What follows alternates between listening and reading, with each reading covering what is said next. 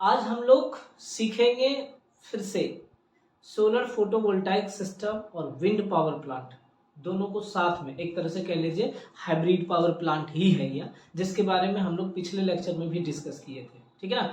तो पिछले लेक्चर में हम लोग डिस्कस किए थे सोलर फोटोवोल्टाइक सिस्टम और डीजल जनरेटर हाइब्रिड सिस्टम के बारे में। आज हम लोग पढ़ेंगे सोलर फोटोवोल्टाइक सिस्टम और विंड पावर प्लांट के या विंड हाइब्रिड पावर प्लांट के बारे में पढ़ेंगे। राइट। तो पिछले लेक्चर में आपको क्लियर हो गया होगा कि कैसे हम ऑपरेशन कर रहे थे, किस तरह से ऑपरेट करवा रहे थे, और आज हम लोग देखेंगे कि कैसे हम विंड पावर प्लांट को ऑपरेट करवाते हैं। ठीक, सेम है कॉन्सेप्ट, आपका वही है। समझना यहाँ पे इतना है आपको कि कौन सा पावर प्लांट एसी प्रोड्यूस कर रहा है और कौन सा पावर प्लांट डीसी प्रोड्यूस कर रहा है। ठीक ना।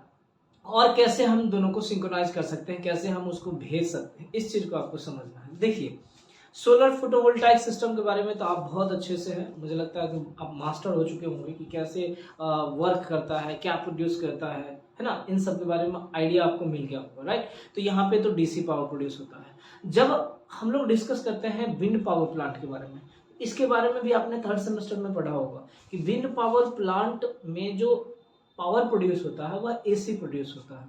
ठीक, मैंने ही पढ़ाया था, बताया भी था आपको। तो विंड पावर प्लांट में जो है एसी प्रोड्यूस होता है, वहां पे आप अल्टरनेटर का यूज नहीं करके इंडक्शन जनरेटर का यूज करते हैं। और आपको ये पता है कि जो विंड पावर प्लांट में जो पावर प्रोड्यूस होता है, मतलब जो लास्टली आपको पावर मिलता है, वह फ्लक्चुएटिंग इन नेचर होता है। ठीक है, वह क्या होता है, फ्लक्चुएटिंग में होता है। मतलब क्योंकि विंड का स्पीड अलग है और उसी विंड के स्पीड के पैरेलली कहिए, अलोंग विद दैट, जितना विंड का स्पीड होगा उतना इंडक्शन जनरेटर का स्पीड होगा, है ना। ऐसा भी हो सकता है डायरेक्ट ड्राइव सिस्टम में, या अगर आपने गियर बॉक्स लगाया है तो गियर बॉक्स के मदद से आप ऐसा समझ लीजिए, एक बार मैं रिकॉल कर दे रहा हूं आपको, खूब याद होगा। ठीक है,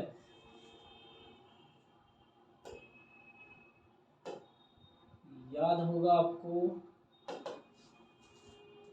हाँ, देखिए, तो यहाँ पे मैंने आपको क्या बोला था, इस चीज को आप समझिए एक बार। यहाँ पे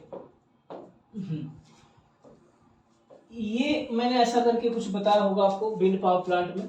तो यहाँ पे मान लीजिए कि आपको कोई, अगर आप गियर बॉक्स लगाते हैं, यहाँ पे आपने कुछ टरबाइन यूज कर लिया, कुछ इस तरह से आपका ब्लेड रहता है, 3 ब्लेड रहता है। फिर यहाँ पे आपको गियर बॉक्स यूज करते हो, है ना, जहाँ में कि आपको मैंने बताया था एक होता है लो स्पीड गियर, एक होता है हाई स्पीड गियर। और इसी गियर बॉक्स में यहाँ डायरेक्ट लिख रहा हूँ ना गियर बॉक्स, और इसको आप डायरेक्ट यहाँ पे लेके आते हो, यहाँ पे आप इंडक्शन जनरेटर यूज करते हो। देखो, जब इधर से हमारा विंड स्ट्राइक करता है, आपको पता है ना, पता है क्या, विंड का जो स्पीड होगा फिक्स होगा, ऐसा कह सकते हैं क्या? नहीं, कभी कम कभी ज्यादा, डिपेंडिंग अपॉन, देखो विंड भी इनडायरेक्टली सोलर एनर्जी पे ही डिपेंडेंट है, क्योंकि हीट के कारण, टेम्परेचर के कारण ही विंड होता है। अनइवन हीटिंग के कारण ही हवा जो है फ्लो कर पा रही है, अनइवन हीट के कारण। ठीक, और अनइवन हीट सोलर एनर्जी के कारण होता है, तो यह भी इनडायरेक्टली सोलर एनर्जी पे ही डिपेंडेंट है। समझिएगा इस चीज को, मैंने बताया होगा अगर याद करो तो। ठीक है, तो ये विंड का स्पीड वेरी रहेगा, तो स्वाभाविक है कि यहाँ का स्पीड रहेगा। यहाँ पे हम लोग 2 गियर बॉक्स यूज करते थे, एक लो स्पीड और एक हाई स्पीड। एक हमारा बड़ा रहता था और एक हमारा क्या रहता था, छोटा रहता था।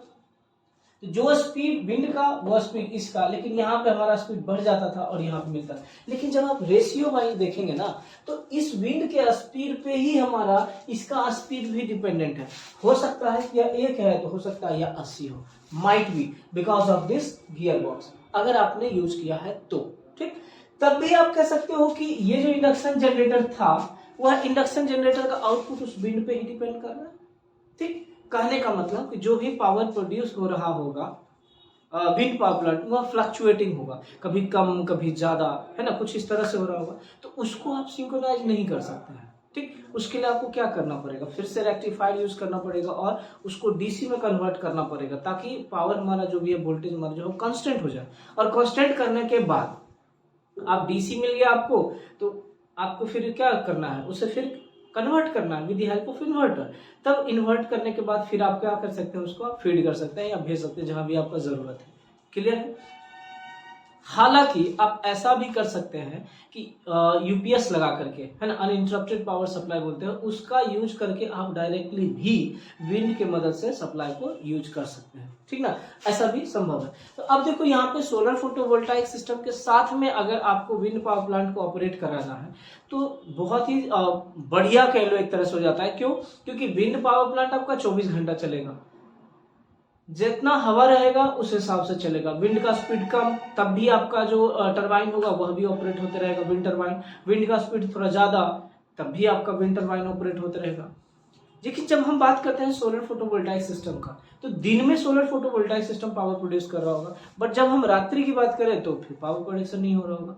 तो रात के टाइम में हमारा जो लोड रिक्वायरमेंट होगा वो फुलफिल कौन कर सकता है? विंड से आप कर चाहो तो कर सकते हो, है ना। तो इस तरह से दोनों को मिला करके आप चाहो तो सप्लाई का कंटिन्यूटी जो है वो आप बनाकर रख सकते हो। तो यहाँ पे आप ध्यान दीजिए, मैं आपको यहाँ बता दूं, देखो सेम मैंने यहाँ पे वही चीज किया है। क्या किया है? देखो कहीं पे चेंजेस नहीं है। अंतर क्या है मैं उतना बताता हूँ। ये तो आपका ग्रिड सिस्टम है, आराम से आप चाहो तो भेज सकते हो, मैंने ये पहले ही बताया है। इसमें अगर हम बात करें, यहाँ पे देखो, यहाँ पे अगर आपको चेंजेस मिलेगा सिर्फ और सिर्फ यहाँ पे मिलेगा चेंजेस। क्या मिलेगा? यहाँ पे हमने क्या यूज किया है? विंड टरबाइन यूज किया है। क्या यूज किया है? Wind turbine.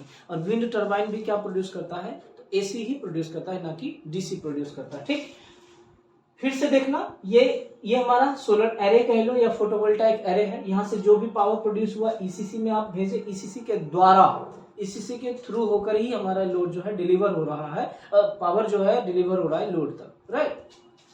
फिर आप ईसीसी से आप चाहो तो डीसी लोड भी है तो डीसी लोड भी आप यूज कर लो, कोई दिक्कत नहीं है। फिर आप यहाँ पे इन्वर्टर की मदद से इन्वर्ट कर लो और फिर आपका यहाँ पे क्या हो गया? ये एसी लोड हो गया। आराम से आप इसको यूज कर सकते हो, नथिंग चेंजेस, कुछ भी विशेष परिवर्तन मैंने नहीं किया। वर्किंग एज इट इज होगा। इन्वर्टर का जो काम है वही रहेगा, यहाँ ईसीसी का जो काम बताए थे वही रहेगा, ये सब का काम जो है एज इट इज रहेगा। चेंजेस सिर्फ हमने क्या किया है? सिर्फ और सिर्फ विंड का, ठीक। इसको एक और काम करते हैं हम लोग, ब्लॉक डायग्राम की मदद से अगर आप समझना चाहो तो इसको समझ सकते हो। सो जस्ट हियर सी, देखो इधर हमने क्या किया है? विंड टरबाइन लगा है, ठीक है। यहाँ पे हमने क्या किया है? विंड टरबाइन लगा, और इधर हमने पीवी एरे लगा दिया। देखना, विंड टरबाइन हमारा क्या प्रोड्यूस करता है? एसी प्रोड्यूस करता है, but this is in fluctuating in nature. यह क्या होता है? फ्लक्चुएट करता है, कभी कम होगा, कभी ज्यादा होगा, कभी मीडियम होगा, इस तरह से होगा, क्योंकि टोटली जो है यह विंड के स्पीड पे डिपेंड करता है, और विंड का स्पीड जो है फिक्स नहीं रह सकता है, ठीक ना। तो हम क्या करते हैं? पहले चीज समझना, विंड टरबाइन से पावर प्रोड्यूस होता है एसी। सबसे पहले हम ऐसा करते हैं कि इस एसी को हम लेके आते हैं यूपीएस तक, अनइंटरप्टेड पावर सप्लाई जो बोलते हैं उसको, उसके मदद से हम जो भी हमारा पावर है, वोल्टेज है, उसको हम कांस्टेंट कर लेते हैं। और यहाँ एक कंट्रोल पैनल भी लगा के रखे हैं, जो भी कंट्रोल होगा वो हम कंट्रोल करके डायरेक्टली भी आप चाहो तो एसी लोड में आप भेज सकते हो, कोई दिक्कत नहीं है। बट ध्यान रखना, वोल्टेज हम कांस्टेंट करेंगे, क्योंकि हमारे पास लोड का जो रिक्वायरमेंट है, लोड का जो हमारा क्राइटेरिया होगा उसे फुलफिल करना पड़ेगा। आइदर इट में भी 3 फेज और सिंगल फेज। अगर आपको सिंगल फेज की आवश्यकता है तो आप सिंगल फेज के लिए फिर आप 440 की मदद से, आप स्टार डेल्टा की मदद से आप कर सकते हो, ठीक। अगर आपको 3 फेज का आवश्यकता है तो आप इंडस्ट्री वगैरह में तो चाहो तो आराम से 3 फेज यूज करते ही है, ऐसा नहीं कि नहीं करते, तो आप उस हिसाब से यहाँ पे आप कर सकते हो, ध्यान रखना, ठीक। अब एक बात आता है, चूंकि मैं यहाँ पे मान के चल रहा हूँ कि ये जो हमारा पावर होगा यहाँ पे जो प्रोड्यूस होगा वह फ्लक्चुएटिंग होगा, है ना, कभी कम होगा, कभी ज्यादा होगा, हो सकता है फ्रीक्वेंसी भी 50 हर्ट्ज नहीं हो सकता है वोल्टेज भी कम हो, ज्यादा हो, कुछ इस तरह से। तो हम क्या करते हैं, उसको हम लोग कन्वर्ट कर देते हैं, ठीक। उसको हम क्या करते हैं? कन्वर्ट कर देते हैं एसी टू डीसी रेक्टिफायर लगा करके, ठीक है, एसी टू डीसी रेक्टिफायर लगा करके। तो हम रेक्टिफायर एक लगा दिए, जो कि यहाँ पे एसी पावर प्रोड्यूस हो रहा था, उसको क्या किया? डीसी में कन्वर्ट कर दिया। और अब समझिए, यहाँ पे चार्ज कंट्रोलर लगा दिए। देखो ये हमारा है ऑप्शनल है, चाहो तो यूज कर सकते हो, चाहो तो यूज नहीं कर सकते हो, बट एक चीज ध्यान में रखना, यहाँ पे डीसी पावर प्रोड्यूस होगा। आपके रिक्वायरमेंट में अगर डीसी लोड है तो from here you can also use, है ना, यहाँ से भी आप डीसी लोड को यूज चाहो तो कर सकते हो, बट मोस्टली लोड हमारे पास कैसा रहता है? एसी रहता है ना, तो जरूरत नहीं है, ठीक। ये चार्ज कंट्रोलर है। अगर आपने बैटरी लगाया है तो आप चार्ज कंट्रोलर की मदद से यहाँ पे बैटरी में आप चाहो तो स्टोर कर सकते हो, बट ध्यान रखना कि जैसे ही बैटरी रोल में आता है कॉस्ट भी बढ़ जाएगा, रिलायबिलिटी भी घट जाएगा, मेंटेनेंस कॉस्ट वगैरह वगैरह क्या होगा, सब बढ़ने लगेगा। सो मोस्टली हम लोग इसको एलिमिनेट करके ही रखते हैं, बट ब्लॉक डायग्राम में है, you need to draw it. ठीक, उसके बाद देखो चार्ज कंट्रोलर के बाद हमने क्या किया है, इन्वर्टर में कनेक्ट किया। इन्वर्टर का काम क्या है, डीसी को एसी में कर देता है। यहाँ से डीसी को एसी में, यहाँ पे एसी मिल गया और इसको आप कंट्रोल पैनल की मदद से आप क्या करो, एसी लोड में भेज दो। Quite simple. तो हमने क्या किया, विंड टरबाइन को किस तरह से यूज किया है, कुछ इस तरह से फ्लो डायग्राम रखा हमने। अब हम बात करते हैं यहाँ पे पीवी अरे का।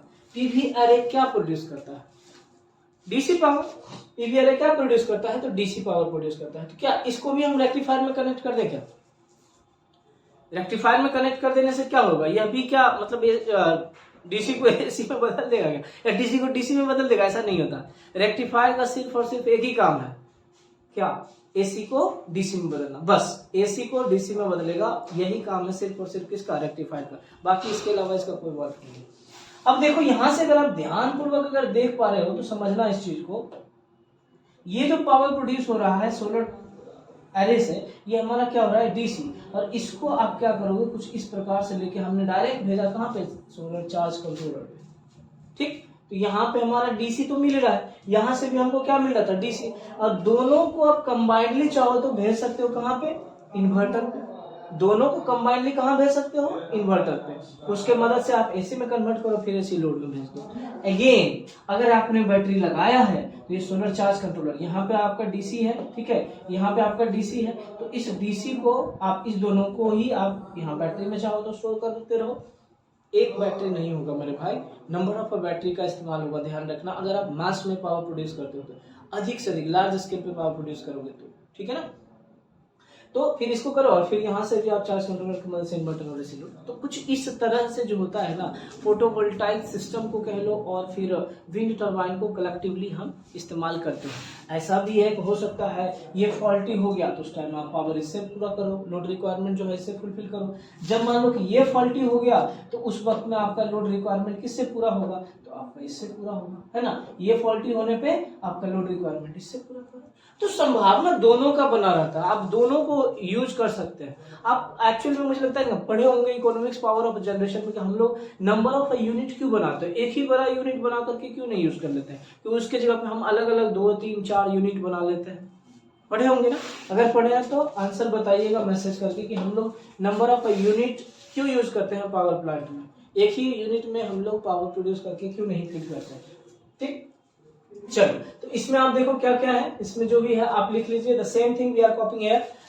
यहाँ पे जो है हम लोग क्या किए हैं, जो मैंने डीजल में बताया था वही चीज है, अंतर सिर्फ किसका है, सिर्फ और सिर्फ विंड पावर प्लांट हमने एक्स्ट्रा लगाया है instead of a diesel generator. ठीक, तो in this system there are 2 power generating source, one is SPV system and other is wind turbine, और दूसरा हमारा क्या है, विंड टरबाइन। पहला है सोलर फोटोवोल्टाइक सिस्टम और दूसरा क्या है, विंड टरबाइन है। ठीक, ऐसा इट कंसिस्ट फॉलोइंग कंपोनेंट्स। पहला है पीवी मॉड्यूल्स या अरे, कौन सा है, पीवी मॉड्यूल होगा या अरे होगा, सेम चीज है, रिपीट किया हुआ, ध्यान रखिएगा।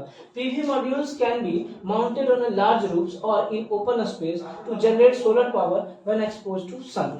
पीवी मॉड्यूल जो होगा क्या होगा, ओपन स्पेस में कर सकते हैं या फिर छत पे आप इसको लगा सकते हैं, जहां पे अधिक से अधिक सनलाइट होता है वहां पे आपका पावर प्रोड्यूस होगा। ठीक है, दिस इलेक्ट्रिसिटी जो भी पावर प्रोड्यूस होगा पीवी मॉड्यूल की मदद से, उसको आप भेज सकते हो कहां पे, सोलर चार्ज कंट्रोलर की मदद से। कुछ इस तरह से याद करो, पहले डायग्राम में आपका ईसीसी वगैरह भी था, है ना। So this electricity must be converted from DC to AC before it can be used. Use करने से पहले आप उसको क्या करो, एसी में कन्वर्ट करो। दूसरा आपका है इन्वर्टर। इन्वर्टर का काम क्या है, इन्वर्टर जो भी पावर होता है, जो भी डीसी पावर जनरेट हुआ उसको हमने क्या किया, कन्वर्ट कर दिया किस चीज में, बता, एसी में, राइट। एसी में हमने कन्वर्ट कर दिया और फिर उसे हम लोड से कनेक्ट कर देते हैं, जितना जरूरत होगा उस हिसाब से हम इस्तेमाल भी कर लेते हैं। ठीक है ना, चलो आगे है, देखो ईसीसी है। ईसीसी के बारे में हमने आपको क्या बताया था कि ये जो होता है स्विचिंग वगैरह जो भी संभव होगा ये सब ईसीसी के मदद से होगा। Switching of a power source is controlled with the help of ECC. देखो बताया हुआ है, ये पिछले लेक्चर में मैंने इन सब के बारे में आपको बताया है, ऐसा नहीं है कि नहीं बताया, ठीक, अच्छे से बताया। In this case Generator generates AC power and is to be regulated to supply the load. ECC is used to regulate the power. When PV modules generate power, the ECC connects the load to PV system. Right? हालांकि दोनों से produce हो रहा होगा, आप दोनों से आप कर सकते हो, ऐसा नहीं है कि नहीं कर सकते, बट डिपेंड कर रहा है ECC किसके हिसाब से कैसे चलेगा। जैसा ही लोड रिक्वायरमेंट जिस पे होगा, पीवी सिस्टम पे हमने ज्यादा से ज्यादा यूज किया जा सकता है, पावर प्रोड्यूस हो रहा है तो आप वहां पे यूज कर सकते हो, कोई दिक्कत नहीं है। लेकिन आपका मान लो कि अब लोड मतलब पावर जब प्रोड्यूस नहीं होगा पीवी सिस्टम से, अब विंड की मदद से पावर का जो भी लोड रिक्वायरमेंट है वो सब खुद पे कर सकते हैं। So in the absence of the sunlight the ECC connects the load. ECC जो है लोड को कनेक्ट कर देता है किससे भाई, to wind turbine. Simultaneously both are operated, साथ साथ में भी आप चाहो तो दोनों को यूज कर सकते हो। बोलो यहां तक कोई दिक्कत नहीं होना चाहिए, ठीक है। अगला है आपका विंड टरबाइन। विंड टरबाइन का काम क्या है, विंड टरबाइन भी विंड के स्पीड फोर्स में हम विंड टरबाइन का यूज करते हैं और विंड के मदद से हम पावर को प्रोड्यूस करते हैं। यहाँ पे भी एसी पावर प्रोड्यूस होता है, right now. Wind turbine is a device that converts the kinetic energy of the wind into electrical energy. जो भी काइनेटिक एनर्जी होता है विंड में, एक्चुअली फ्लो है तो काइनेटिक एनर्जी ही होगा, उसके काइनेटिक एनर्जी को पहले मैकेनिकल एनर्जी में कन्वर्ट करते हैं, रोटेशनल एनर्जी जिसको बोलते हैं। हालांकि काइनेटिक एनर्जी भी मैकेनिकल एनर्जी ही है, ठीक है। तो रोटेशनल एनर्जी में कन्वर्ट करते हैं और फिर उस रोटेशनल एनर्जी को हम लोग क्या करते हैं, कन्वर्ट कर देते हैं इलेक्ट्रिकल एनर्जी में विद द हेल्प ऑफ किसके मदद से, तो इंडक्शन जनरेटर के मदद से। It is interconnected with the PV system which is used to supply the power to the load. इसे क्या करते हैं हम लोग, कनेक्ट करके रख देते हैं किससे, सोलर फोटोवोल्टाइक सिस्टम से, और कनेक्ट करके हम इंटरकनेक्ट करके लोड जो भी रिक्वायरमेंट होगा उसका फुलफिल कर सकते हैं, ठीक। नेक्स्ट है आपका लोड। यहाँ पे भी आप देखो एसी डीसी दोनों चाहो तो यूज कर सकते हो। Just see the block diagram, अगर आपको पता है ध्यान हो तो देखो यहाँ पे मैंने आपको ब्लॉक डायग्राम बताया था कि नहीं बताया था, याद करो। जस्ट सी हियर, अगर मान लो यहाँ पे हमारा डीसी लोड लगा हुआ है तो directly from the ECC we can use the DC load also as we need, जैसा हमारा रिक्वायरमेंट होगा, ठीक ना। सो हाँ, ठीक है। DC load can be operated. The load are supplied with a mix of a solar energy and a fossil fuel. चलो इसको आप एक बार करना, यहाँ पे आप चेंज कर देना, ठीक है। एक मिनट देखो यहाँ पे हमारा है, मिस्टेक है मेरा, थोड़ा सा सही कर लीजिएगा। नॉट फॉसिल फ्यूल एनर्जी, ठीक है। यहाँ पे क्या लिखे, with A mix of a solar energy and wind energy कर दो, है ना, एंड विंड एनर्जी, यहाँ पे सही कर लीजिएगा आप बच्चे, है ना। Wind energy through the combination of, यहाँ पे भी आप कर लीजिए विंड जनरेटर, विंड टरबाइन, इसको सही कर लीजिएगा आप लोग, है ना, गलत मत कीजिएगा प्लीज।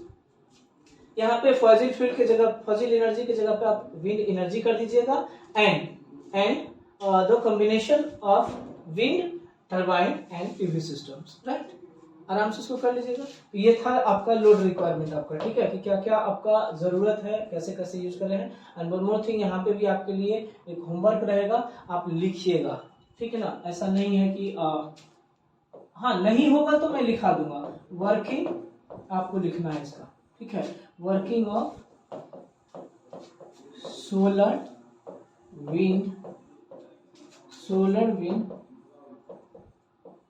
हाइब्रिड सिस्टम, है ना। सोलर विंड हाइब्रिड सिस्टम का वर्किंग आपको खुद से लिखना है, जैसा कि मैंने आपको डीजल जनरेटर में भी बोला था कि आप खुद से लिखेगा, यहाँ पे भी आपको खुद से लिखना है। होप सो आपको आइडिया मिल गया होगा कि हम कैसे सोलर विंड को या फिर सोलर पावर प्लांट को या फिर विंड पावर प्लांट या डीजल जनरेटर को हम यूज करते हैं, ठीक है ना। चलो आगे हम लोग देखते हैं ना, एक और है कॉन्सेप्ट है आपका नेट मीटरिंग का। नेट मीटरिंग क्या होता है, बहुत बढ़िया है नेट मीटरिंग। देखो नेट मीटरिंग होता है कि अगर मान मीटरिंग समझ लो कि एनर्जी मीटर देखे होगे ना, एनर्जी मीटर में आप लोग पढ़े होंगे कि एनर्जी मीटर जो है ना एक प्रकार का इंटीग्रेटिंग डिवाइस है ना। एनर्जी मीटर जो है एक प्रकार का क्या है, इंटीग्रेटिंग डिवाइस है, जो भी डेटा होता है उसको स्टोर करके रखता है, मतलब प्रीवियस डेटा को क्या करता है, स्टोर करके रखता है। घर में आप देखोगे एनर्जी मीटर, वह क्या करता है, जो भी जितना भी आपने लोड को कंज्यूम किया, पावर को कंज्यूम किया है ना, उस पावर को मतलब कितने घंटे के लिए आपने यूज किया, जैसे महीने भर में आता है, आप एक महीने में कितना बल्ब जलाए, फैन जलाए, कितना लोड कंज्यूम किया, उसको टाइम के साथ मल्टीप्लाई करके एक तरह से कह लीजिए एनर्जी जो है वह आपका उस एनर्जी मीटर पे दिखाता है ना, जैसे 10 20 कुछ ऐसा डिजिट दिखाता है अभी के टाइम में, राइट। तो वह यूनिट होता है, और यूनिट नथिंग बट एनर्जी का ही यूनिट है। 1 यूनिट हुआ, 2 यूनिट हुआ, 5 यूनिट हुआ, जैसा आप लोड यूज करेंगे वैसा आपका लोड यूनिट होगा वहां पे, ठीक है ना। ठीक, तो एनर्जी मीटर का काम क्या है, आपके घर में जो आपने एनर्जी मीटर लगा रखा है तो वह कितना पावर आप घर में कंज्यूम कर रहे हैं उन सबको रिकॉर्ड करके एनर्जी मीटर रखता है। आप देखे होंगे कि पिछले महीने वाला वैल्यू वहां पर स्टोर होगा, ठीक है, पिछले महीने वाला भी स्टोर होगा, मतलब प्रीवियस 2 महीने 3 महीने का भी वैल्यू जो है एनर्जी मीटर में स्टोर होगा, ठीक। तो एनर्जी मीटर का काम सिंपल हम बात करें तो आपके घर में जो भी आपने लोड यूज किया है उसको वहां पे, मतलब एनर्जी, कितना एनर्जी आपने कंज्यूम किया है उस एनर्जी को डिस्प्ले करता है एनर्जी मीटर, बताता है कि आपने इतना कंज्यूम किया है, उस हिसाब से आप बिजली बिल पे कर देते हैं, ठीक। यहां तक खूब से क्लियर हुआ। नेट मीटरिंग जो होता है ना, रिन्यूएबल एनर्जी के केस में ही होता है। देखो, जब हम ऑन ग्रिड सिस्टम पढ़ रहे थे तो मैंने आपको बताया होगा ऐसा कि बैटरी का यूज नहीं करते हैं, ठीक है, बैटरी का यूज नहीं करते हैं। बैटरी का जब हम यूज नहीं करते हैं तो दिन भर पावर सप्लाई, मतलब पावर प्रोड्यूस होगा, और रात में जब हमारा रिक्वायरमेंट होगा तो पावर हम कहां से लेंगे। तो उस टाइम में आप देखिए कि ग्रिड जो होता है ना, उस टाइम में ग्रिड जो होता है, ग्रिड से आप पावर वापस ले सकते हो। तो एग्जांपल आप ऐसा समझो, देखो यहाँ पे है ऐसा, जैसे कि ये देखो ये वाला है ना, तो यहाँ पे क्या हुआ, देखो ये पावर हो रहा है, यहाँ से हमारा डीसी पावर प्रोड्यूस हो रहा है, और आप क्या कर रहे हो, ग्रिड को डायरेक्टली भेज दे रहे हो ना। अगर नहीं है रिक्वायरमेंट आपका तब तो ठीक है, लेकिन अगर रिक्वायरमेंट है, मान लो कि आप अपने घर पे ही एक बड़ा सा पावर प्लांट बना के रखे हो, कुछ 50 किलोवाट का, 60 किलोवाट का, मानने कह रहे हैं, बनाए हो नहीं कह रहे, मान लो ऐसा 50 किलोवाट का बना रहे हो, तो आपके घर का रिक्वायरमेंट 50 किलोवाट नहीं है, आप अधिक प्रोड्यूस कर रहे हो, ठीक है, तो आप क्या करोगे, पावर को आप भेज दोगे, है ना, डे टाइम में चाहो तो पूरा का पूरा पावर भेज दो, कोई दिक्कत नहीं है। तो ग्रिड में आप भेज दे रहे हो, दिन में तो आपने बहुत मजा आया कि जो भी पावर प्रोड्यूस हुआ दिन में आपने भेज दिया, लेकिन जब रात हुआ उस टाइम में अब आपकी जरूरत है, तो उसको पूरा कौन करेगा भाई, बताओ, उसको पूरा कौन करेगा। तो उस टाइम में जो है जो ग्रिड होता है वही आपके पावर को फुलफिल करता है। चलो यहाँ पे समझते हैं हम इस तरह से कि मान लो कि यहाँ पे आपने घर में एक कोई पीवी सिस्टम इंस्टॉल करके रखा है, क्या किया आपने, पीवी सिस्टम इंस्टॉल किया, और यह है आपका प्यारा सा छोटा सा घर, है ना, यह क्या है आपका घर। इस घर में मैं मान लेता हूं कि 10 किलोवाट का रिक्वायरमेंट है, ये एजम्पशन है, मैं पहले ही बता रहा हूं, अलग अलग हो सकता है, यहां से जंक्शन। अब यहां से मैं मान रहा हूं कि पावर प्रोड्यूस होता है कुछ एक, मान ले रहा हूं कि 20 किलोवाट पावर प्रोड्यूस होता है, ठीक है। आप चुपचाप क्या करोगे, ऐसे करके घर में ऐसे कनेक्ट कर दिए, यही काम करोगे, ऐसे करके कनेक्ट कर दिए, ठीक है, कोई दिक्कत नहीं है। लेकिन ये पीवी सिस्टम जो है आपका दिन भर में पावर प्रोड्यूस करके दे रहा था 20 किलोवाट, और आपका यूटिलाइज हो रहा था कितना, 10 किलोवाट, तो बीच में जो 10 किलोवाट बच रहा था, अब देखना, हम ये बोलो कि डीसी है भैया, बीच में सारे कंपोनेंट यूज कर रखे हो आपने, इन्वर्टर वगैरह सारा लगा रखा है, पावर हमको यहाँ पे मिल रहा है क्या, एसी, यहाँ पे बीच में सारा इन्वर्टर वगैरह आप सब कुछ लगा दिए, जो भी कंपोनेंट है सारा कुछ आपने लगा के रखा है, समझ में आ रही बात, ठीक है। तो यहाँ पे 10 किलोवाट का आपका यूज है, और 10 किलोवाट आप यूज ही नहीं कर पा रहे हो, ठीक है, या दिन में है, मान लो यूज भी नहीं कर पा रहे हो, इतना भी नहीं यूज कर पा रहे हो आप दिन में, क्योंकि आपका रिक्वायरमेंट, अब रात में आपका 10 किलोवाट का रिक्वायरमेंट हुआ, तब क्या करोगे, इससे मिलेगा क्या, नहीं मिलेगा। अच्छा, पावर आपको प्रोड्यूस करके दे रहा था दिन में 20 किलोवाट, आपने कुछ किया नहीं कि हम उसको स्टोर कर लें, कुछ नहीं किया।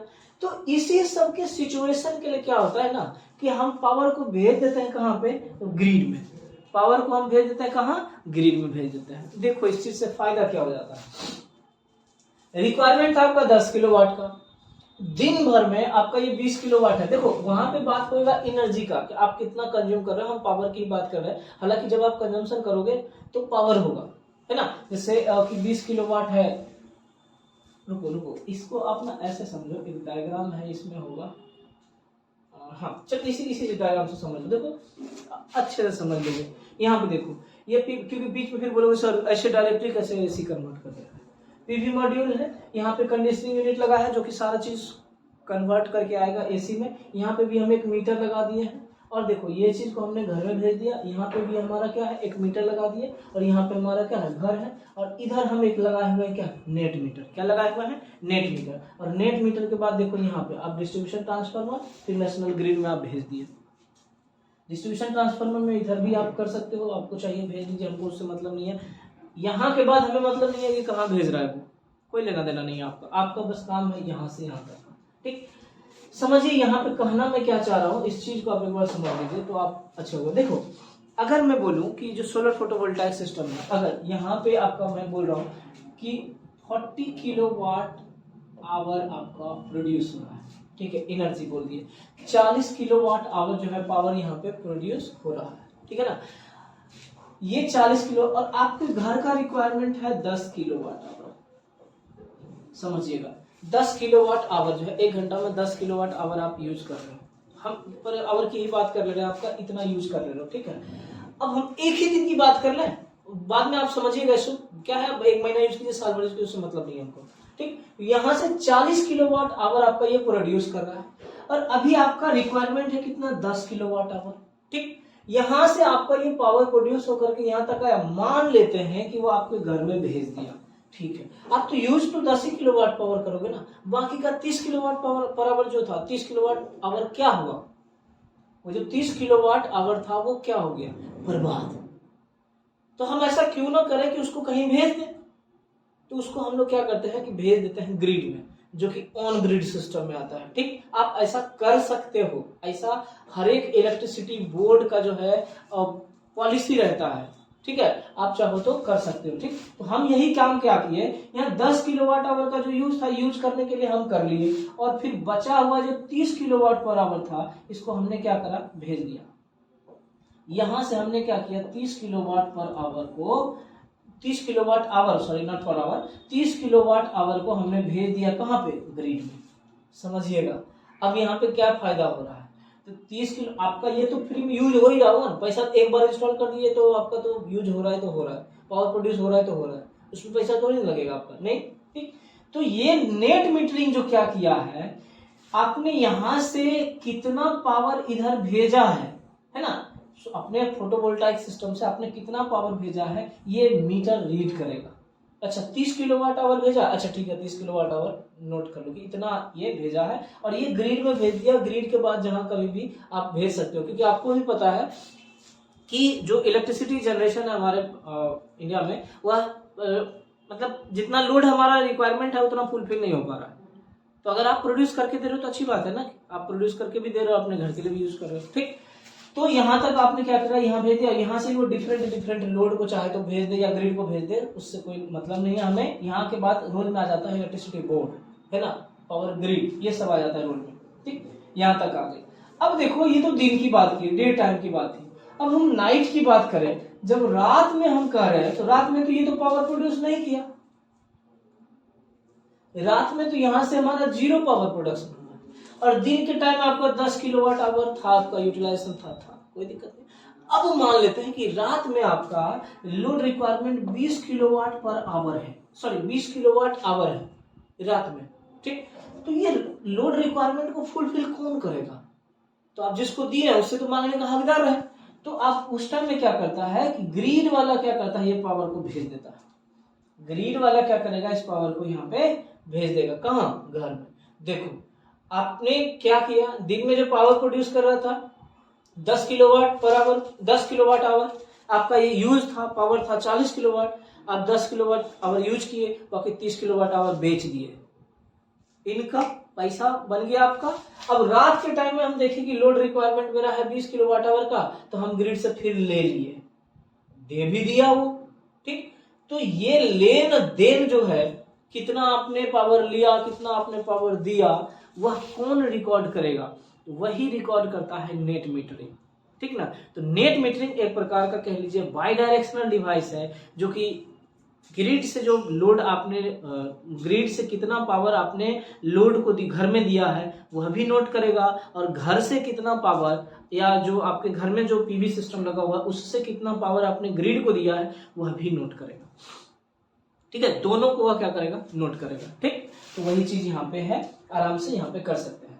ठीक, अब यहाँ पे एक चीज और समझना है कि अगर मान लिया जाए आपने घर में जो इंस्टॉल करा था पीवी सिस्टम, वहां से जो पावर प्रोड्यूस हो रहा था और आपने ग्रिड को दिया, अगर आपने अधिक दिया ग्रिड को, अपना पूरा कंजम्पशन को बचा करके, तो एग्जांपल ऐसा समझ लो मेरे भाई कि यहाँ पे हम पावर प्रोड्यूस किए थे, मतलब टोटल है ये 40 किलोवाट आवर का प्रोडक्शन हो रहा है। ठीक, यहाँ पे आपका अगर दिन रात मिला करके, दिन रात में हम ओवरऑल बता दिए 40 किलोवाट आवर का प्रोडक्शन है, और यहाँ पे आपके घर का रिक्वायरमेंट जो है 30 किलोवाट आवर का है। 10 किलोवाट आवर आपने क्या किया है, यहाँ पे एक्स्ट्रा भेजा है। तो इस सिचुएशन में ग्रिड क्या करेगा, आपको क्रेडिट देगा।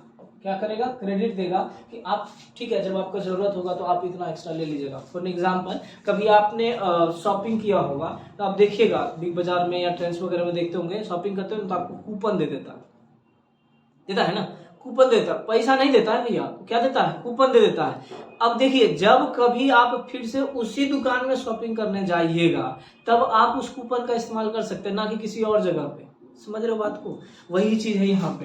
तो ये क्रेडिट आपका इतना का मिल गया, अगले महीने हो या उसके अगले महीने हो, जब कभी आपका लोड डिमांड ज्यादा होगा उस टाइम में आप इस 10 किलोवाट आवर को यूज कर सकते हो। ये देगा, इसका पैसा नहीं लेगा, चार्ज नहीं लेगा। बट कहने की बात है कि 30 किलोवाट आवर से मान लीजिए कि आपने दिया भी क्या, कुछ नहीं, और अब कह रहे हो कि नहीं हमको ज्यादा यूज है, हमारे पास ज्यादा इलेक्ट्रिसिटी का रिक्वायरमेंट है, और ये 30 की जगह आपने 50 किलोवाट यूज कर लिया। कितना यूज कर लिया, 50 किलो। उस टाइम भी ये ना नहीं बोलेगा कि नहीं देना है ना। पावर प्रोड्यूस किया आपने 40 किलोवाट आवर, यूज कर लिया 50 किलोवाट आवर, तो 10 किलोवाट आवर जो था वो कौन दिया भाई, वो ग्रिड दे दिया। वो कौन दिया, ग्रिड दे दिया। तो इस सिचुएशन में इस 10 किलोवाट आवर का बिजली बिल जो बोलते हो ना, पैसा, वो आपको देना पड़ेगा।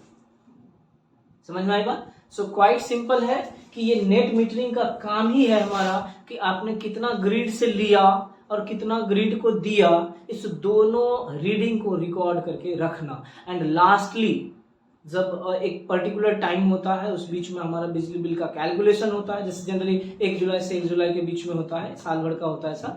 ठीक है, तो उस टाइम में पूरा कैलकुलेट कर दिया जाता है। अगर मतलब जो जिसके पास है पीवी सिस्टम उसने ज्यादा पावर दिया है ग्रिड वाले को तो क्रेडिट मिल जाता है, अगर ग्रिड वाला ज्यादा पावर दिया है तो फिर बिजली बिल आपको पे करना पड़ता है। तो इन सारे का जो भी आपका ये लेखा जोखा एक प्रकार से कौन रखता है, मीटर बोर्ड, नेट मीटर जो है वही रखता है। बाकी यहाँ पे सेल्फ कंजम्पशन भी है आपका। ठीक है, ये आप कितना पावर कंज्यूम कर रहे हैं, just like an energy meter होगा, क्योंकि यहाँ से तो आप दे नहीं सकते हो, ऑलवेज यहाँ से आपका इधर ही जाएगा। ठीक, यहाँ से आप ऐसे इधर भी जा सकते हैं और इधर भी जा सकता है, और यहाँ से आपका इधर भी जा सकता है, इधर भी आ सकता है, बिकॉज बोथ डायरेक्शन में काम करेगा, तो ये बाई डायरेक्शनल होता है। ठीक है, समझ गए। ये जो सोलर अकाउंटिंग मीटर होता है यही काउंट करता है कि यहाँ से और यहाँ से कितना आपने कंजम्पशन करा है। You can check it, meter for accounting of generating solar energy, alternatively solar energy generated, यहाँ से कितना एनर्जी जनरेट हो रहा है बराबर होता है self consumption meter minus net meter. भाई यहाँ से जितना पावर प्रोड्यूस हो सब के सब तो आप नहीं भेज दोगे, कुछ ना कुछ तो आप यहाँ पे कंजम्पशन करोगे, यूज करोगे ना, कि नहीं करोगे, है ना। तो आपने कितना कंज्यूम किया है उसमें से आप नेट मीटर का माइनस कर दोगे, जो बच जाएगा वही हमारा एक्चुअल पावर प्रोडक्शन होगा, वह आपने ग्रिड को दिया। अगर यह पॉजिटिव में आता है तो ग्रिड को दिया, माइनस में आएगा तो फिर आपका क्या मतलब ग्रिड से आपने लिया। ठीक है, तो नेट मीटरिंग क्या होगा पता चला, एक प्रकार का एनर्जी मीटर ही कह लीजिए आप। ठीक, जो कि पावर का लेखा जोखा रखता है, आपने कितना लिया और कितना दिया, उस हिसाब से आपको बिजली बिल वगैरह पे करना है। जब आप कनेक्शन करने की बात करते हो तो कुछ इस तरह से आप कनेक्शन कर सकते हो प्रैक्टिकली, है ना। प्रैक्टिकली जब आप सोलर फोटोवोल्टाइक सिस्टम में काम करोगे सोलर पावर प्लांट में, तो वहां पे आप इस तरह से कनेक्शन कर सकते हो। देखो ये पीवी अरे है, ये डीसी कम्युनिकेशन फ्यूज बॉक्स है जहां पे कि आपको फ्यूज वगैरह लगा हुआ है ताकि बचाने के लिए नॉर्मली। ठीक, ये डीसी डिस्ट्रीब्यूशन बॉक्स है, DC to AC converter is nothing but inverter. यहाँ से आपने फिर बाकी और भी कंपोनेंट यूज किया है। ये आपका हो गया solar meter, just like this, है ना, ये वाला जो है ना, ये वाला। ये आपका सोलर मीटर है, लगा दीजिए, कोई दिक्कत नहीं। फिर आप यहाँ से आइए, यहाँ एसी मिल रहा होगा, एसी स्विच लगा दीजिए। उसके बाद ये कंज्यूमर डिस्ट्रीब्यूशन पैनल है, यहाँ से आप इधर जो भी कंज्यूमर होगा उसको आप भेज दीजिए, ठीक। और यहाँ से आप नेट मीटर यहाँ लगा हुआ है, आप यहाँ से डिस्ट्रीब्यूशन नेटवर्क में भेज दिए। तो इस कंज्यूमर के पास जो होगा वो इधर से लोड भी ले सकता है और इधर से भी लोड ले सकता है, ठीक है ना। लेकिन ये नेट मीटर में क्या होगा, देखो इधर से ऐसे करके लोड आ सकता है, समझ लो। नेट मीटर में क्या होगा, देखो कि इधर से ऐसे लोड भी आ सकता है, ठीक, नेट मीटर में इस डायरेक्शन में, और इधर से ऐसे भी लोड जा सकता है इसके लिए। सो बाई डायरेक्शनल डिवाइस हो जाता है, दोनों कंडीशन में यह जो है लेखा जोखा रखता है। होप सो क्लियर होगा। इसका थ्योरी भी आप देख लीजिए जल्दी से फटाफट। देखो यहाँ पे भी आपका क्या है, देखो यहाँ पे घर है, ये सोलर सिस्टम लगा हुआ है, यहाँ से आपने इन्वर्टर लगाया, ये आपका क्या हुआ इन्वर्टर, ये लगा दिया, फिर ये मीटर लगा हुआ है, यही हमारा नेट मीटर है, और ये ग्रिड में आपने भेज दिया। जस्ट फोकस है, आप यहाँ ठीक से अगर देख पा रहे हो तो देखना यहाँ पे डायरेक्शन इधर भी है और इधर भी है, इधर से आ भी आ सकता है, उधर से जा भी सकता है, और ये आपका घर में यूज भी है, आपको कोई दिक्कत नहीं है। ऐसा भी आप कर सकते हैं। यहाँ से भी आप देख लीजिए, ये सोलर सिस्टम पावर प्रोड्यूस हुआ, ऐसे करके आप इधर भी आप चाहो तो यूज कर लो। लेकिन अगर मान लो यूज नहीं करना है तो सिचुएशन में आप इधर भेज दो नेट मीटरिंग। लेकिन जब कभी आपका रिक्वायरमेंट होगा, मान लो पावर प्रोड्यूस नहीं हो रहा आपके सोलर पावर प्लांट से, आप क्या भी आप ले सकते हो। तो यहाँ पे आप देखना कि दोनों डायरेक्शन में है, आ भी रहा है, इधर से जा भी रहा है और इधर से आ भी रहा है, सो दोनों करो। कुछ इस तरह का हमारा होता है, ये देखो दिख रहा है, यही हमारा। और यहाँ पे देखो ये वाला जो स्विच दिख रहा है, इसको प्रेस करोगे ना, है ना, इसको प्रेस करोगे तो बताएगा कि कौन सा कितना हमने कंज्यूम करा, कितना हमने उसे दिया। ये सब चीज आपको ये प्रेस करने के बाद यहाँ पे आपको डिस्प्ले होता रहेगा। बाकी और भी है फंक्शन वगैरह, ठीक। तो वही है हमारा net metering. What is utilization of this, hope so you have understood, right. चलो इसमें थ्योरी है, जल्दी से कर लो इसको। नेट मीटरिंग और नेट एनर्जी मीटरिंग दोनों एक ही चीज है। Is an electricity billing mechanism. Billing mechanism है, क्या करता है, बिल मतलब कितना कंज्यूम कर रहा है उस चीज को बताता है। Billing mechanism that allows consumers who generate some or all of their own energy to use that electricity anytime instead of when it is generated। देखो कितना आपने सप्लाई को जनरेट करा, कितना आपने यूज किया, है ना, जब कभी आपका रिक्वायरमेंट था। या तो आपने सारा पावर को भेज दिया, या तो आपने सारा पावर का यूज कर लिया, या कुछ पावर को आपने भेजा, कुछ पावर यूज किया। इन सब का जो लेखा जोखा रख रहा है वो सब कौन रख रहा है, तो नेट मीटर ही रख रहा है। सो एक प्रकार का डिवाइस है, ठीक है। This is particularly important with the renewable energy sources like wind and solar which are non dispatchable, ठीक है। ये जनरली ज्यादा से ज्यादा हम ऐसे सिचुएशन पे यूज करते हैं, जैसे अपने घर में हम कोई थर्मल पावर प्लांट तो नहीं बना सकते हैं, बना भी सकते थे क्या, विंड को हम बना सकते हैं, है ना, या सोलर पावर प्लांट को बना सकते हैं, या कोई इंडस्ट्री ही है जो कि मान लो कि जिसके छत पूरा खाली है, वो चाहेगा कि नहीं हम अपना काम भी करें। फॉर एग्जांपल कोई मैन्युफैक्चरिंग सेक्टर है, स्विच गियर का मान लो स्विच ही बनाता है, फैन बनाता है, तो वो तो अपना पावर प्लांट तो नहीं बना के रखेगा, नहीं ना। लेकिन वो चाहेगा नहीं हमको अपना पावर प्लांट, तो पीवी सिस्टम इंस्टॉल कर सकता है कि नहीं कर सकता है, बिल्कुल कर सकता है ना। पीवी सिस्टम इंस्टॉल कर दिया तो उस टाइम में क्या होगा, वह जितना लोड रिक्वायरमेंट होगा ले भी सकता है, उससे जो पावर एक्स्ट्रा प्रोड्यूस हुआ वह ग्रिड को दे भी सकता है, और ग्रिड जो है बैकअप के जैसा काम करेगा, जब कभी रिक्वायरमेंट होगा तो ग्रिड से ले भी सकता है। तो उस सिचुएशन में नेट मीटरिंग काम करता है। तो मोस्टली जो होता है रिन्यूएबल एनर्जी सोर्सेस में ही रहता है आपका, खास करके विंड में और फिर कौन सा सोलर में। क्लियर यहां तक, चलो आगे बढ़े। आगे देखो क्या कह रहा है, NEM net energy metering refers to a policy mechanism. यह एक प्रकार का क्या है, पॉलिसी मैकेनिज्म है दैट अलाउस प्रोज्यूमर, है ना, जो कि प्रोज्यूमर को अलाउ करता है। प्रोज्यूमर क्या होता है, जो कि पावर को जनरेट भी कर सकता है और पावर को मतलब अपने घर में घर जनरेट भी कर सकता है और कंज्यूम भी कर सकता है, उसे ही हम बोलते हैं प्रोज्यूमर। कंज्यूमर हुआ जो कि सिर्फ और सिर्फ क्या करेगा, कंज्यूम करेगा, और प्रोज्यूमर क्या हुआ, जो कि पावर को प्रोड्यूस भी करेगा और कंज्यूम भी करेगा, दोनों, उसी को प्रोज्यूमर बोलते हैं, ठीक है। तो ये एक प्रकार का पॉलिसी मैकेनिज्म है, allows prosumer to connect their renewable energy system to the distribution grid. ये मैकेनिज्म के द्वारा आप क्या कर सकते हैं, अपने जो भी आपने घर में कह लीजिए या फिर अपने इंडस्ट्री में अगर किसी प्रकार का कोई पावर प्लांट बना के रखा है, खास करके सोलर पावर प्लांट या फिर विंड पावर प्लांट, विंड भी बनाया जा सकता है स्मॉल स्केल पे, तो बना के रखा और उसमें आपको चाहिए कि नहीं हम भेजना चाहते हैं ग्रिड को, तो उस सिचुएशन में आप चाहो तो यूज कर सकते हो। ठीक, तो प्रोज्यूमर का मतलब यहाँ पे देख लीजिएगा, who both consumes and produce, जो कि कंज्यूम भी करता है और प्रोड्यूस भी करता है। क्लियर। 10 इस प्रकार any excess electricity after self consumption which is generated from the renewable sources is supplied to the distribution grid.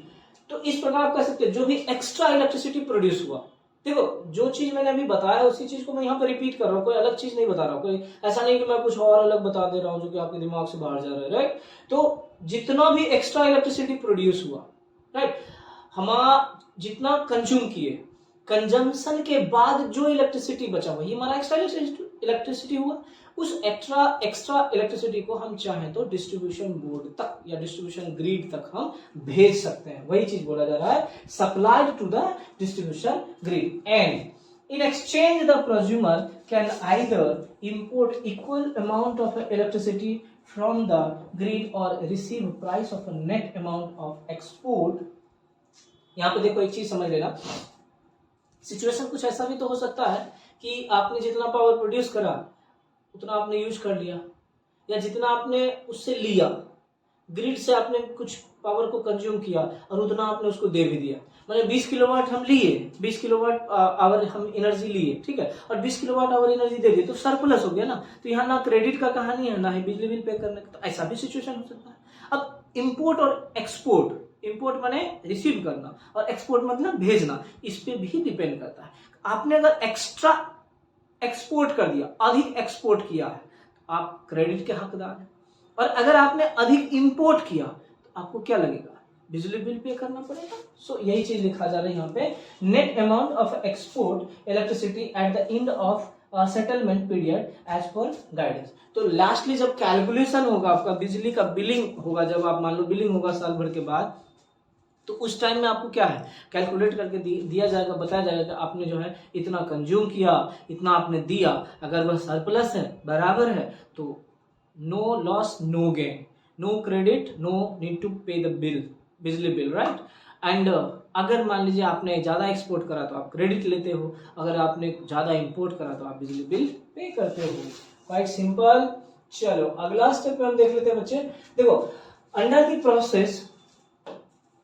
the process of a net metering, electricity can flow in both direction via a bidirectional meter। देखो ये चीज मैंने बताया था, दोनों direction में जा सकता है, ग्रिड से घर में भी ले सकते हो, घर से ग्रिड में भी दे सकते हो। सो बोथ डायरेक्शन में हमारा बिजली फ्लो करता है थ्रू दी नेट मीटरिंग। सो इसको हम लोग कह सकते हैं कि बाई डायरेक्शनल मीटर होता है क्या, एनर्जी नेट मीटरिंग। याद रखिएगा, ऑब्जेक्टिव में पूछा जा सकता है।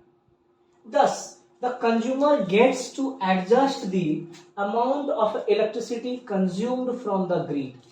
इस प्रकार से कह सकते हैं कंज्यूमर जो है अपने बिजली बिल का एडजस्टमेंट कर सकता है, राइट, फ्रॉम द ग्रिड, या फिर आपने लिया जो भी दिया भी। And any excess electricity after self consumption, हमारे कंजम्पशन के बाद जो एक्सेस इलेक्ट्रिसिटी हो गया, अधिक इलेक्ट्रिसिटी हो गया है, that is produced by the rooftop solar system। हम अपने घर में जो रूफ सोलर सिस्टम लगाते हैं या किसी इंडस्ट्री वाला जो लगा के रखा होगा उससे, तब क्या होगा इस चीज को समझना है। The measured data can be stored in the meter. कौन सा मीटर में, नेट मीटर में।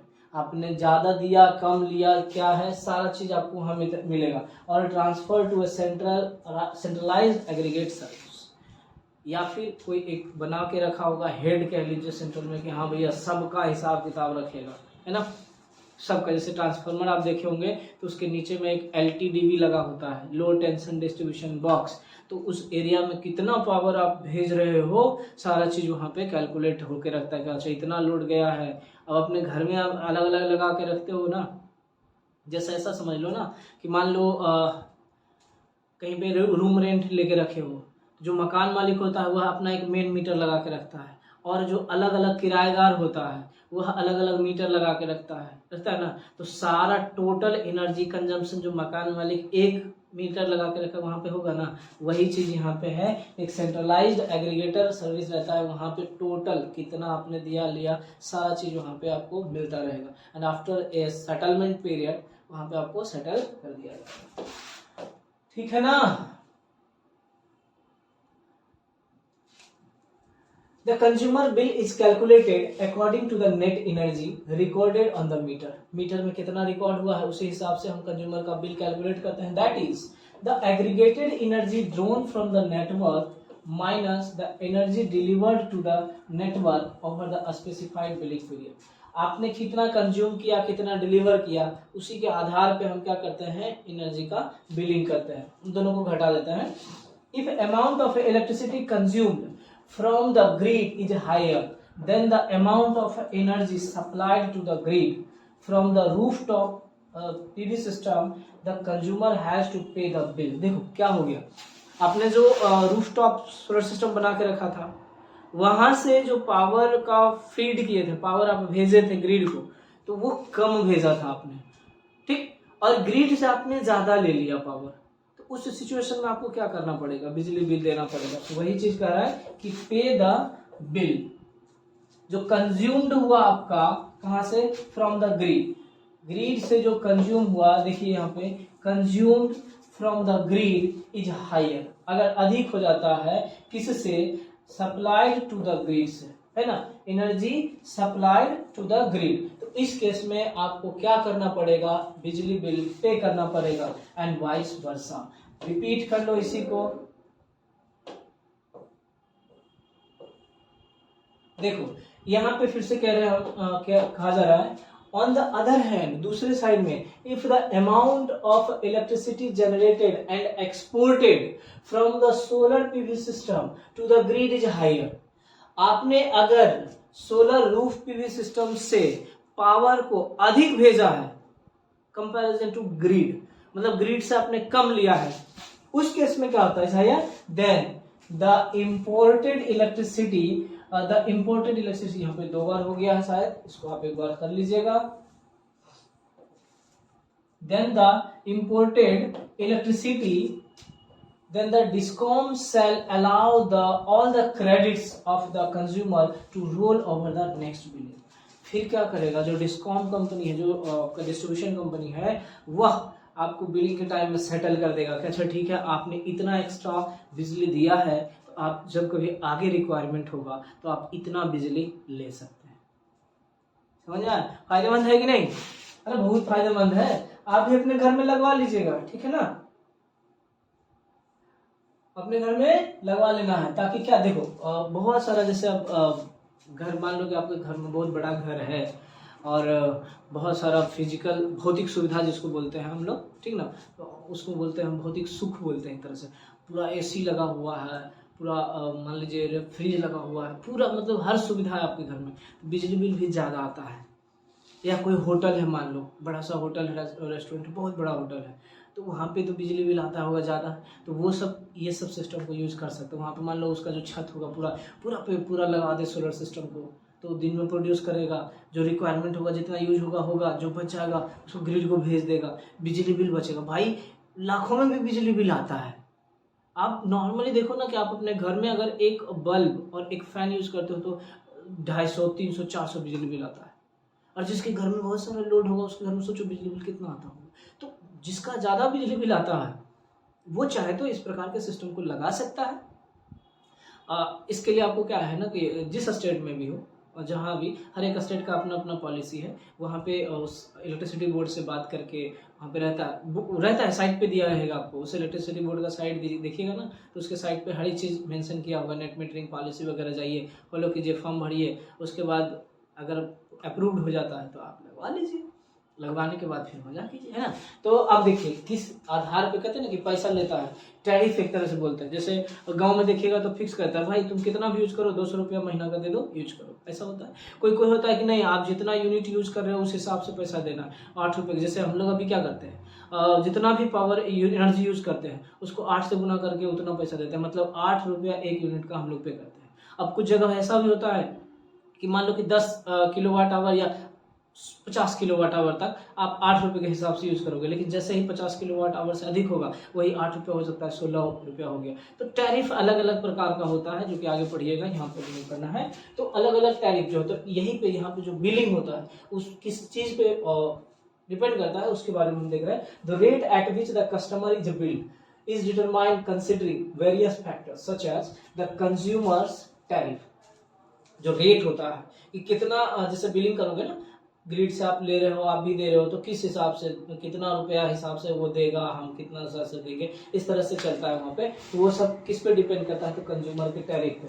कंज्यूमर किस प्रकार का है, कमर्शियल है, डोमेस्टिक है, उस हिसाब से भी आपका चलेगा यहाँ पे, ठीक है। अलग अलग प्रकार का टैरिफ होता है और उस टैरिफ के हिसाब से। Type of renewable energy technology, किस प्रकार का रिन्यूएबल टेक्नोलॉजी है आपके पास, और सोलर सिस्टम में ही आपका अलग अलग होता है, पॉलीक्रिस्टलाइन है, मोनोक्रिस्टलाइन है, या फिर विंड पावर प्लांट आप यूज कर रहे हो, तो इन सब के ऊपर भी डिपेंड करता है। इंस्टॉल्ड कैपेसिटी, आपने अपने घर में कितना मेगावाट का इंस्टॉल किया या किलोवाट का इंस्टॉल किया, 10 किलोवाट, 20 किलोवाट या 50 किलोवाट, कितने किलोवाट का आपने सोलर रूफ सिस्टम लगा के रखा है, उस पर भी ये सब क्या होता है, रिपोर्ट करता है। एंड एक्सपोर्ट लिमिटेशन, आप ऐसा नहीं है कि एक्सपोर्ट भी कर रहे हैं तो जितना मन किया हम सब के सब कर दें, है ना, क्योंकि रिक्वायरमेंट भी होगा ना, तो उस हिसाब से भी देखा जाता है कि आप एक्सपोर्ट कर रहे हैं तो कितना कर रहे हैं। तो इन सभी के ऊपर सबको देखते हुए जो होता है उसका टैरिफ डिसाइड किया जाता है कि किस रेट से हमें बिजली बिल उसे पे करना है या किस रेट से हमें क्रेडिट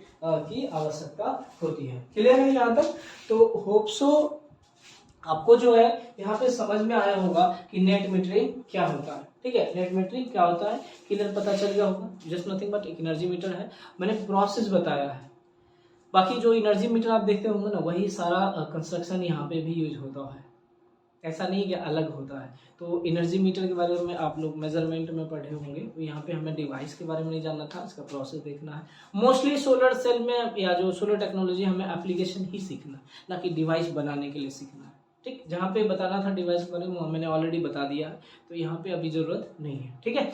चलो, तो यहाँ पे आपका जो है ना ये 5th यूनिट था शायद खत्म होता है, समाप्त होता है। एक यूनिट शायद सिंक्रोनाइजेशन है, वो भी मैं देखूंगा, उसको मैं करा दूंगा। तो यहाँ पे आपका ये यूनिट समाप्त हो गया।